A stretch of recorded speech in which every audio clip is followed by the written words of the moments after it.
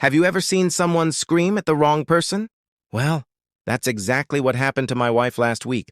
And trust me, the HOA will never forget it.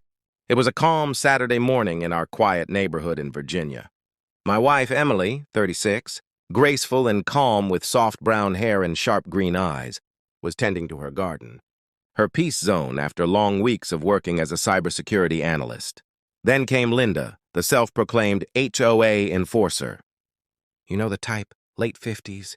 Loud sunglasses bigger than her face, and always holding a clipboard like it's a sword. She marched across the street yelling, "This garden violates HOA guidelines! Too many plants too close to the sidewalk." Emily looked up, still kneeling in the soil, and said politely, "Linda, the bylaws allow ornamental flowers within 2 feet. But Linda cut her off, screaming louder, "Don't talk back to me!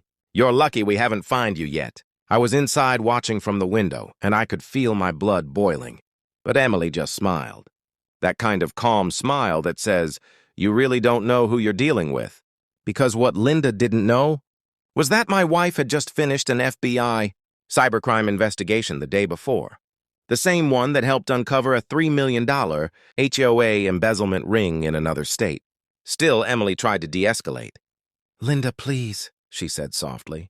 "Let's talk calmly." There's no need to shout. But Linda wouldn't stop. She pulled out her phone, started filming, and yelled, "I'll have you removed from this community. You think you're special?" And that's when my wife stood up, calm, collected, and precise. She reached into her jacket pocket and showed Linda her federal ID badge. The color drained from Linda's face. "What is that?" she stammered. Emily said, "It's the badge of someone who investigates fraud. And you just yelled at a federal agent on camera." 5 minutes later, Linda was on the phone crying to the HOA board, begging them to come over. But before they could even show up, 2 unmarked black SUVs rolled into our street. The FBI had arrived, not for my wife, but for Linda. Turns out, Emily's investigation had already flagged suspicious HOA transfers, and Linda's name was one of them. They escorted her out in silence while neighbors peeked through their blinds. And my wife?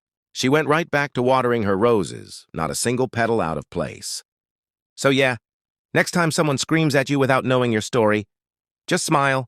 You never know who's standing in that garden.